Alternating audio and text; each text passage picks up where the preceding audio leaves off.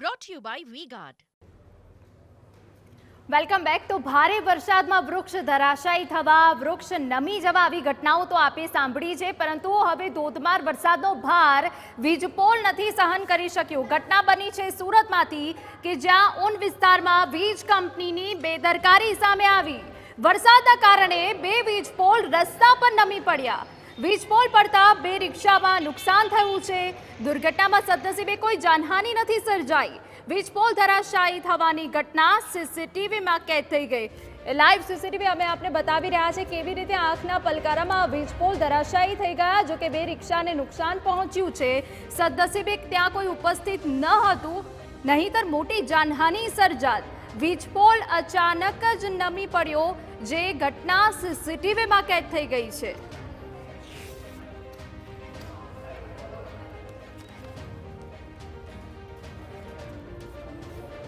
તો સુરતમાં વહેલી સવારથી ભારે વરસાદ પડી રહ્યો છે।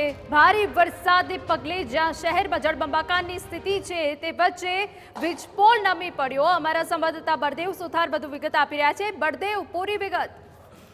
જે રીતે સુરતની વાત કરીએ તો સુરત શહેરની અંદર મોડી રાત્રિથી એટલે વહેલી સવારથી સતત જે ધોધમાર જે વરસાદ પડી રહ્યો છે ને તેના કારણે સુરત શહેરના અનેક વિસ્તારોની અંદર જે પરિસ્થિતિનો સામનો છે તે લોકોએ કરવો પડી રહ્યો છે। એક બાજુ મહાનગરપાલિકાની પ્રી મોન્સૂનની જે કામગીરી છે જે તે સારી રીતે જે કરવામાં નથી આવી અને તેના કારણે લોકોએ ભારે હાલાકીનો જે સામનો કરવો પડી રહ્યો છે। ત્યારે તેવામાં એક સુરતના ઊન વિસ્તારની અંદર એક ઘટના સામે આવી છે કે એક જે ડીજીવીસીએલનો જે વીજ કંપનીનો જે બંને પોલ છે તે પોલ અચાનક જ કોઈ કારણસર જે ધરાશાયી થયા હતા અને તેના કારણે ત્યાં થોડા સમય માટે એક જે ડરનો માહોલ હતો તે ઊભો થયો હતો। મહત્વની વસ્તુ એ છે કે વીજ પોલ બંને જે નીચે પડ્યા હતા અને તેના કારણે નીચે ઊભી રહેલી બંને રિક્ષાઓને જે ભારે નુકસાન થવા પામ્યું હતું। મહત્વની વસ્તુ એ પણ સામે આવી રહી છે કે સદનસીબે કોઈ ત્યાં વ્યક્તિ હાજર ન હોવાના કારણે કોઈ જાનહાનિ થઈ નથી, પણ કદાચ કોઈ મોટી જાનહાનિ થઈ હોત તો તેની પાછળ જવાબદાર કોણ? આ રીતની જે મહાનગરપાલિકા દ્વારા અથવા તો જે તે કંપનીઓ દ્વારા જે ચોમાસા પહેલા ડીજીવીસીએલ કંપનીઓ દ્વારા અથવા તો મહાનગરપાલિકા દ્વારા જે પ્રી મોન્સૂનની જે કામગીરી કરવાની હોય છે તે સમયસર કરવામાં નથી આવતી ને તેના કારણે આ સ્થિતિ જે સર્જાતી હોય છે, આવી ઘટનાઓની અંદર લોકોના જીવ પણ જોખમમાં મુકાતા હોય છે।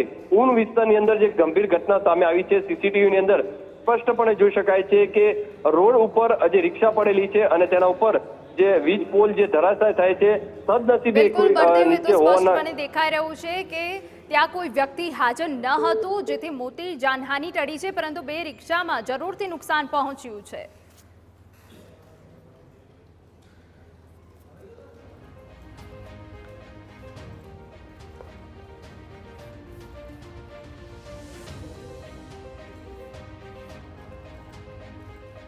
Brought to you by V-Guard.